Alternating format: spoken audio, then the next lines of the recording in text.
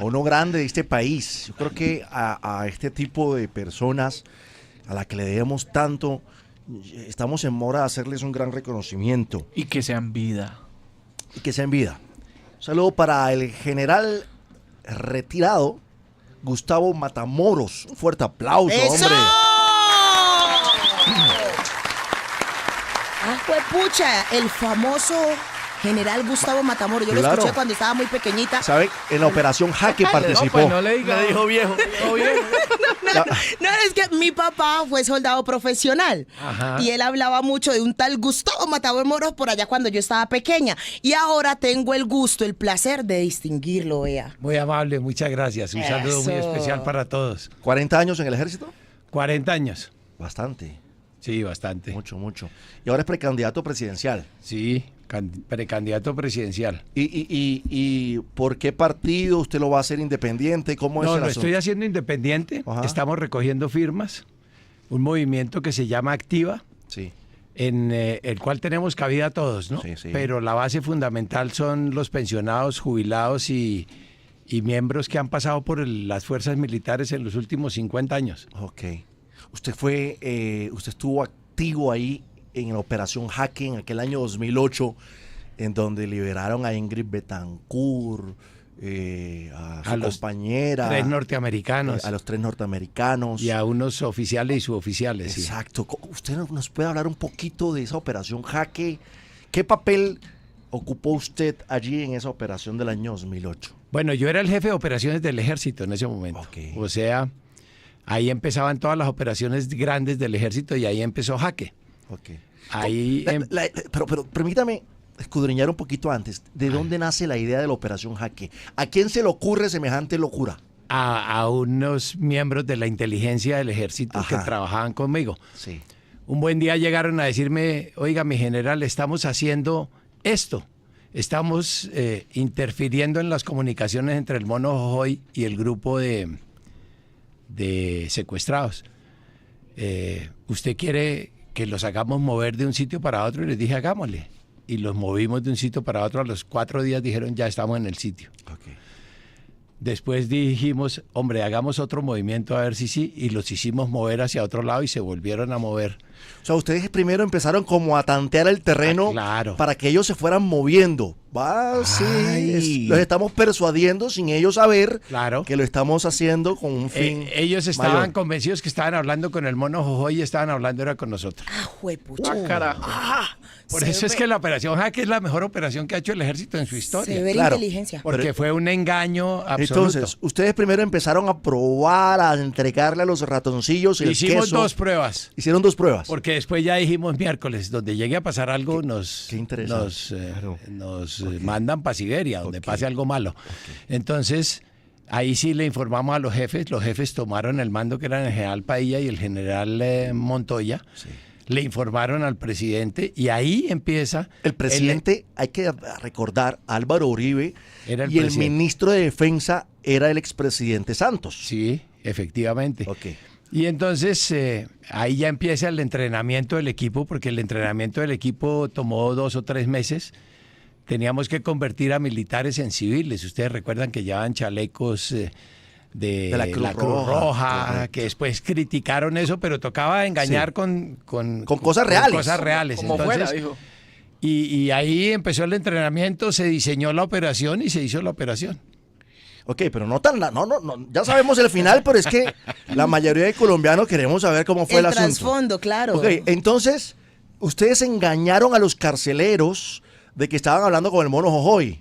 Al final engañamos a todas las FARC. Ok, pero al principio fue así. Sí. ¿Cuándo deciden ya dar el golpe? Es decir, ¿pasó cuánto tiempo después de esa operación inicial? ¿Cuánto tiempo pasó? Yo creo que fueron unos 2 meses mientras entrenábamos el equipo, porque cada uno en el equipo tenía una responsabilidad Ajá. y cada uno tenía una función que cumplir cuando llegaran al sitio. Sí. Pero ese equipo es un equipo que entra sin una sola arma. Claro, porque se suponía que eran grupos de la defensa civil, de la Cruz Claro. Roja colombiana, para hacer un traslado de los presos en ese momento. Se empezó a hacer también una difusión por los medios de comunicación de que estaba una empresa, una organización de derechos humanos y de cosas para verificar el estado en que estaban los secuestrados y una cantidad de cosas. Se hizo una ambientación muy buena para que el engaño fuera completo. Y resultó completo. Ok, ¿usted se acuerda el día exacto de la operación Jaque? ¿Usted se acuerda de ese día?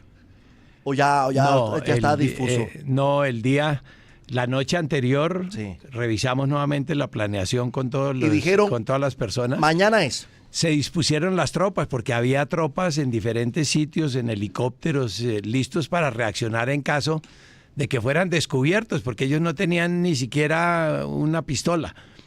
Fue una operación supremamente grande, supremamente exitosa, y yo creo que es una operación que tiene que ser ejemplo para todos los ejércitos y las fuerzas especiales General, del mundo. ¿cuánto tiempo duró la operación? La operación estaba previsto más o menos de 40 minutos, pero se demoró un poco más porque normalmente las operaciones uno las diseña, pero no salen exactamente como se diseña. No sale como en las películas, ¿no? Que en las películas todo es perfecto, ¿no? Las operaciones tienen riesgos, tienen demoras, pero esta operación se demoró más o menos 1 hora y algo. Ok. ¿De dónde parten los helicópteros? Eran un par de helicópteros, ¿no? Era un solo helicóptero. Ah, era un solo helicóptero. Un solo helicóptero. ¿Desde dónde partieron? No sabría exactamente, pero debió ser por ahí cerca de San José del Guaviare. Ok. Ustedes reciben unas coordenadas. Ah, claro. Como los teníamos controlados, ellos nos dicen, estamos en tal parte. Y nosotros, el cuento era que íbamos con una comisión humanitaria a verificar el estado en que se encontraban los secuestrados. ¿Y ustedes sabían cuáles eran los nombres de los secuestrados que tenían ellos? O sea, ustedes tenían ya verificados, ahí está Ingrid Betancourt, están los 3 americanos. Todo desde el principio. Y la operación se planea con el número exacto de secuestrados. Y sabíamos cuál era el dispositivo que tenían las FARC, donde estaban ellos, donde los íbamos a recoger. Inclusive del helicóptero bajan cosas para darle a los guerrilleros refrescos y cosas como para que se dieran cuenta que era una acción humanitaria hacia todo el mundo. Y luego parten, hacen la operación, se montan en el helicóptero, son sometidos. Sí. Los dos. Alias gafas. Gafas y el otro, sí. ¿Y ustedes estaban dónde esperando la noticia? En San José del Guaviare. Estaba el comandante del ejército. Sí. Yo estaba en Bogotá, pero el comandante del ejército estaba en San José del Guaviare. ¿Y cuando reciben la noticia? Ah, no, pues la alegría total. ¿Eso fue sobre las 3 de la tarde más o menos? No, antes. 2 de julio, ¿no? 2 de julio. 2 de julio, eso fue por la mañana. Tipo 11:30, 12, ya estaba la noticia en todos los noticieros y en todas partes de que se había rescatado al grupo. Increíble. No, eso es una operación increíble, es lo mejor que se ha hecho. Mire, hay 3 operaciones que son increíbles. Esa, la Chavín de Guantar, que fue la que hicieron los peruanos en la embajada del Japón, cuando unos terroristas se tomaron la embajada y habían unos miembros diplomáticos, y la operación que hizo Israel en Entebbe. Yo creo que esas son las 3 operaciones. De extracción perfecta. Perfecta, sí. Me parece, buenos días. Pero esperemos un momentico ahí, Petrovsky. Diciendo que la mejor operación fue esa y no fue la mejor operación. ¿Y entonces? La mejor operación fue la que me hicieron a mí en la cara la semana pasada. Esa fue la mejor operación que han hecho. Qué pereza. Yo me acuerdo de la operación Jaque, que luego Ingrid Betancourt dijo que por qué la habían sacado. Ella se puso a decir, entonces, general, ¿por qué no hicieron la operación en Roque para devolverla otra vez a los Creo que hubiera sido más difícil. Oiga, y usted como un hombre un ejemplo para las Fuerzas Armadas, ¿no siente que las Fuerzas Armadas hoy están como diezmadas? Sí, indudablemente. Las Fuerzas Armadas, para que sean exitosas, requieren de varias cosas que son importantes. La primera es que haya un respaldo político, o sea, que el jefe supremo les dé todo el respaldo para que puedan trabajar. Lo otro, que tengan respaldo jurídico, que lo que hacen sea respaldado jurídicamente, para que ellos estén tranquilos de que están haciendo las cosas bien. Y si las hacen mal, pues también, pero que tengan respaldo jurídico. Porque eso es lo que da la moral, eso es lo que da el hecho de que un soldado se levante todas las mañanas, se ponga su uniforme y se vaya a jugarse la vida desde por la mañana hasta por la noche. Así es. Regáleme 15 segundos que nos vamos a conectar nacionalmente, general. Un momento. La canción no es casualidad. Estamos conversando con el general en retiro, Gustavo Matamoros. Es un grande de nuestro país. Ahora es precandidato presidencial. Hace algunos minutos estábamos hablando de la Operación Jaque, donde participó, pero participó en otras operaciones. ¿Usted participó activamente en la operación para dar de baja a Pablo Escobar? No. Yo estuve detrás de varias informaciones persiguiendo a Pablo Escobar, pero no, ¿No yo hizo no parte tuve del nada bloque de que ver. búsqueda? No, yo no hacía parte del bloque de búsqueda, yo estaba con una unidad de fuerzas especiales urbanas y con esas estuve en varias operaciones, pero no. Una unidad de fuerzas urbanas, pero que en ese momento el país, estoy hablando del mediado de los 80s, principio de los 90s, igual estaba en jaque, ¿cierto? Por el narcotráfico y por el terrorismo del cartel de Medellín. Cierto. ¿Y ustedes les tocaban controlar ese tipo de posibles ataques terroristas? Sí, claro. Sobre todo en el tema urbano. Después de lo que sucedió en el Palacio de Justicia, las fuerzas militares organizaron unas fuerzas especiales urbanas dedicadas a solo trabajo urbano, que era eventos como el de Palacio de Justicia, que tuviéramos una fuerza especializada en ese tema. Pero cuando fue lo del Palacio de Justicia, usted apenas empezaba. No, yo no estaba en ese momento, yo estaba en otra actividad, estaba en Yopal, Casanare. Okay. Pero a raíz de ese suceso, entonces crean esas fuerzas especiales para actuar en las ciudades. ¿Qué fue lo más duro que le tocó pasar mientras estaba activo en las fuerzas militares, en el Ejército Nacional, que usted dijo, uy, no, la toma de Mitú, tal vez, no sé? No, la toma de Mitú, yo estaba de jefe de la Casa Militar del presidente Pastrana y pues fui allá después de que se recuperó Mitú. Pero lo más duro que me tocó a mí en el ejército fue Arauca. Yo estuve de segundo comandante de la brigada en Arauca y de comandante de la brigada en Arauca en el 2001 ¿Qué chicharrón? y 2003. Ese era un chicharrón fuerte, sí. Decíamos Arauca Saudita o Sarabomba, le decíamos a Saravena porque eso era una locura. Sí, yo recuerdo. Volaban el oleoducto un día sí, un día no. ¿Eran las FARC? Eran las FARC, sí. Okay. Y el ELN, ambos. FARC y el ELN. Sí. El ELN.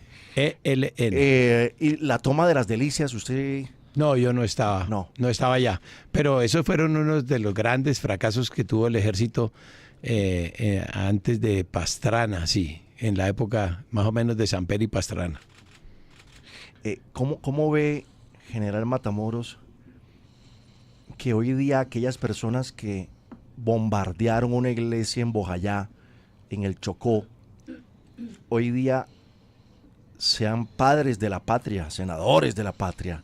Usted como comandante del Ejército Nacional, ese sentimiento, no sé, de frustración no habita en su corazón? Sí, absolutamente. Es muy triste ver que los que están hablando de paz fueron los que casi destruyen este país.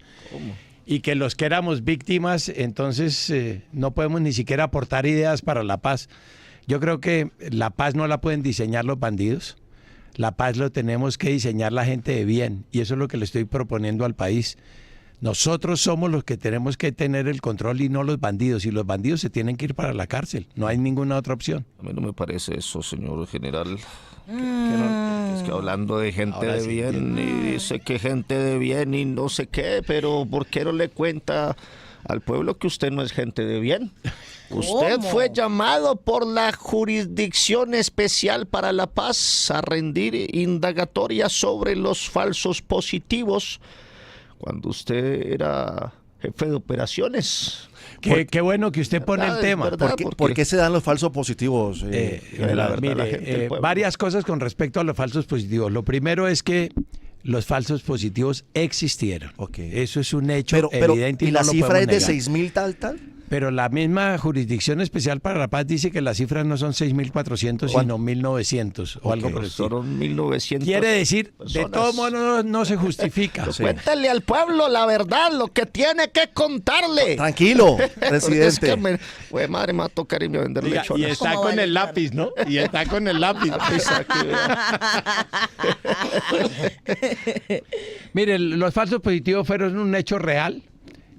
Son hechos que son imperdonables. Perdonables. Desde mi punto de vista, Desde cualquier punto de esas vista. personas deberían haber terminado todos en la cárcel, los que hicieron eso, porque yo los he calificado como unos incompetentes criminales. ¿Y por qué? Alguien me preguntaba, ¿por qué incompetentes? Porque esas personas que eran comandantes de batallón o comandantes de diferentes niveles, tenían los medios para hacer las cosas bien, pero las hicieron mal. Claro. Y esa iniciativa no parte de que nadie haya dado la instrucción, porque ¿Quién ningún jefe dio la instrucción. ¿Quién dio la orden? ¿Quién Nadie. dio la ¿A orden? quién se le ocurrió? Nadie. Pero, Mire, no hay un solo documento escrito, no hay una sola grabación en donde un mando haya ordenado a un subalterno hacer los falsos positivos. ¿Usted qué cargo ocupaba para ese entonces? ¿Estamos hablando de qué año? ¿2006? No, 2008. 2008. Cuando explotan los falsos positivos en 2008, yo era jefe de operaciones del ejército. Segunda Coño. presidencia del gobierno de Álvaro, De Álvaro Uribe. Segunda presidencia del presidente Álvaro Uribe. Diga Ok. que dio la orden. Ok, pero entonces, ¿a ellos cómo se les ocurre? A ellos, Puso violento. a ellos cómo se les ocurre, general, idearse semejante cosita. Por eso es que yo digo que eran unos incompetentes criminales, porque para uno venir a Soacha, reclutar unos muchachos, llevárselos para Ocaña, emborracharlos, uniformarlos y hacer que los maten, tiene uno que tener una mente criminal. Criminales. Eso no puede ser, no puede tener otro calificativo. Entonces, esos criminales no. El solo hecho de confesar no basta, porque es una mente criminal. ¿Por qué la izquierda dice que la orden la dio el presidente Álvaro Uribe Vélez? No, eso es un discurso izquierdista que no tiene ningún sentido. Nadie en la vida va a ser tan poco inteligente que va a dar una orden de asesinar personas. Eso nadie lo da. Y por eso le decía, no hay un solo documento, no hay una sola grabación donde ni el presidente, ni el ministro, ni ningún general del ejército hubiera dado la orden de hacer falsos positivos. El ministro de ese entonces era Juan Manuel Santos. Juan Manuel Seguía Santos. siendo Juan Manuel. Sí, era Juan Manuel Santos. Amigo suyo íntimo. Pues si el que lo saca uno del ejército es amigo íntimo, entonces es amigo íntimo mío, pero él fue el que me sacó del ejército. ¿Él lo sacó del ejército? Sí, entonces no creo que sea tan amigo mío. ¿Por qué lo saca el presidente o el expresidente Juan Manuel Santos del ejército? 2011. Yo no estaba de acuerdo con muchas de las cosas que estaban pasando. Entre ellas, esa cosa del proceso de paz y demás. No, a mí no me tocó el proceso de paz realmente porque yo estuve con el presidente Santos de agosto, cuando él se posesiona, hasta abril solamente. Sí, ya empezaba a decirse que se iba a hablar con las FARC, que el tema de la paz y una cantidad de cosas, pero a mí no me tocó eso. Yo no estaba de acuerdo era con la forma como se estaban conduciendo las operaciones. Okay. Y pues eso me generó pues disputas, encuentros y desavenencias con todo el mundo, pero yo creo que al final yo tenía la razón de muchas cosas. Ellos podrán decir que tenían la razón ellos, eso es normal, pero se presenta ese roce y el presidente toma la decisión de sacarme, o sea que muy amigo de Juanma no, muy amigo de Juanma no era. Y ¿Qué piensa? Lo peor es que se enteró fue por los medios de comunicación, ni siquiera le dijeron al general Matamoros. ¿Fue así? Le No, avisaron. no, a mí me llamaron, me dijeron pida la baja y yo le dije no, yo no voy a pedir la baja porque... ¿Quién lo llamó? ¿Quién lo llamó? Me llamó el comandante general de las fuerzas militares y me dijo pida la baja porque el presidente ya decidió que usted tiene que ir. Entonces le dije, si el presidente decidió que me saque. Y pues efectivamente me sacó. Pero yo les decía a ellos, ¿qué le digo yo a la opinión nacional? ¿Que me fui por qué? ¿Porque me aburrí? ¿Porque me cansé? ¿Porque se me acabó el espíritu militar? No, yo sigo teniendo espíritu militar, quiero seguir haciendo cosas, pero si ustedes no están de acuerdo con lo que yo pienso, pues ustedes son los que me tienen que sacar. El país está inundado de coca, de hoja de coca. ¿Cuál es su política frente a a la expansión de hoja de coca en el país? Mire, la coca, el negocio de la cocaína es el principal combustible de la violencia en este país. La coca tenemos que acabarla. Nosotros no éramos un país con tradición coquera. Jamás. Era Bolivia, ¿no? Era Bolivia, era Perú. Perú. Y entonces Pablo Escobar se dio cuenta que era más cómodo sembrar aquí y empezó a sembrar y las FARC se dio cuenta y le empezó a cobrar peaje a Pablo Escobar.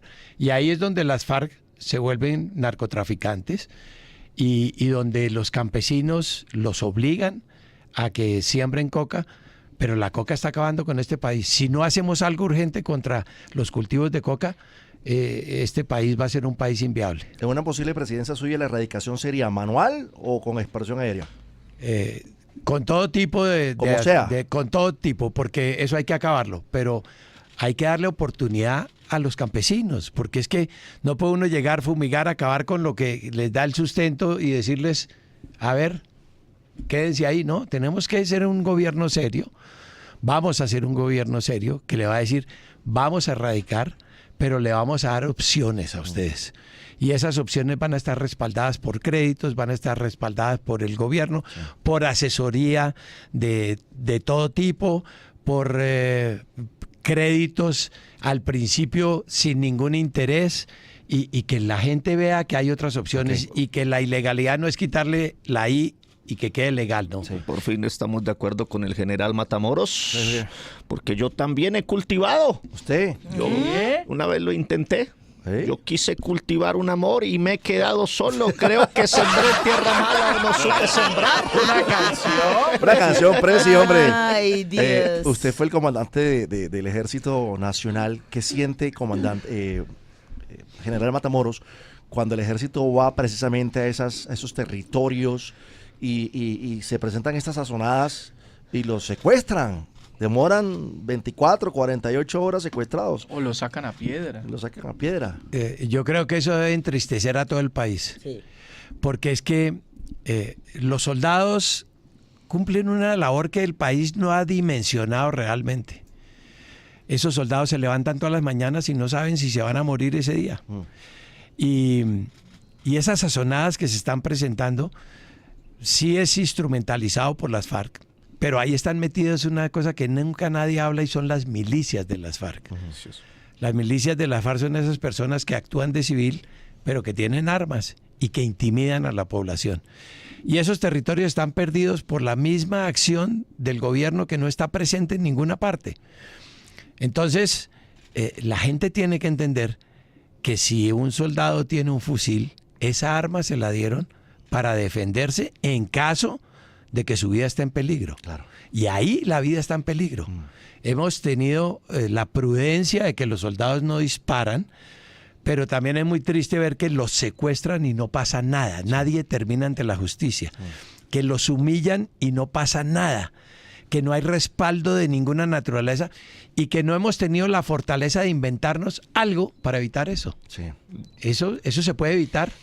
Y se puede evitar y démosle a los soldados herramientas diferentes al fusil para que se puedan defender en un momento dado. Por ejemplo, un taser. Claro. Pero ¿qué hace ellos con taser y los demás con pistolas o con armas? Ah, no, pues si ya es arma contra arma, se enfrentarán armados. Pero en principio esos milicianos tienen las armas escondidas. En principio ellos aparecen como una pobre población que está instrumentalizada e ideologizada por las FARC. Pero eso demuestra es la falta total de autoridad del Estado y la ausencia de Estado en esas regiones. Yo sí he acabado con los guerrilleros. ¿Ah? Yo sí he acabado con ellos. ¿Usted? A los 3 meses los iba a acabar. Usted dijo que al ELN, usted dijo que a las En 3... 3 meses los iba a tener sentados en la mesa. Yo sí los acabé. Yo en 3 segundos acabé con 1000 guerrilleros. ¿Usted? ¿Dónde ¿Pero me ven 3 cuándo? segundos? ¿Cómo? A la palabra milicias le quité 1000 y quedaron solamente isias. Entonces ahí se fueron 1000 ya. Pendejo. No. General Matamoros, si le tocara apoyar a algún candidato por alguna circunstancia, usted no logra pasar, por la circunstancia que sea. Si le tocara apoyar a algún otro candidato de los que están ahí en la palestra, son más de 100 candidatos, porque se bajaron del bus 3, ¿a cuál candidato apoyaría? Iván Cepeda. Ciegamente. Por ahora ninguno. Ninguno. Iván Cepeda. Ninguno, mire, tiene que ser ¿A alguien. quién? Iván Cepeda, ¿no? Iván Cepeda, sí. Este nos va a matar. No hay nada que hacer. Pero no, ninguno. Mire, el tema central de esto es la seguridad. Sí. Y yo estoy absolutamente convencido que ningún precandidato, sin ofender a nadie, sabe de seguridad lo que yo sé de seguridad. Ningún otro precandidato conoce el país y su problemática como yo lo conozco. Pero me deja decirle algo con todo respeto. Si usted no llega a ser presidente por alguna razón, Muchas usted razones. sería un gran ministro de defensa. Sí, indudablemente, indudablemente. Ahora, yo creo que no es solo ser ministro de defensa, sino manejar todas las entidades que tienen que ver con la defensa y la seguridad de este país. Porque el ministerio es un ente, pero ahí está la Dirección Nacional de Inteligencia, por ejemplo, está Migración Colombia, está la Unidad Nacional de Protección. Todos esos temas tienen que ver con inteligencia y con la seguridad del país. Entonces uno podría decir, sí, un buen ministro de defensa, pero además manejar todos los temas de seguridad relacionados con la seguridad y la defensa nacional. De acuerdo. Bueno, general, no, tomamos. damos chance porque se tiene que ir a otras emisoras en esta Un guarito, miedo, mañana. general. ¿Cómo? Un guarito, un whiskycito nos tomamos. Aplauso para el general Gustavo Matamoros, precandidato presidencial. Gracias por estar en las mañanas de A Uno de usted, Radio 1. muchas gracias, me sentí muy complacido de estar en un ambiente tan agradable como este. Los felicito por lo que hacen diariamente. Muchas gracias. Y ¿Sí nos escucha? todos ¿Sí construyendo nos escucha? país. La verdad, A partir de me que queda salga de muy aquí. poquito tiempo para escucharlos, pero ¿Cómo así voy que a... muy poquito tiempo? General. No, me tienen en esto corriendo de arriba para No abajo. tengo Miren nada todo lo que ver, tengo no hoy. tengo nada que ver. 88.9 en su radio de aquí. General. A partir de este momento. Pero ya sabiendo que tengo propias tropas aquí, voy a... Eso. Cuidado, porque... ¿Qué pasó, Petrovsky? Tengo unos amigos para emborrachar y llevarlos a Panamá si quiere también.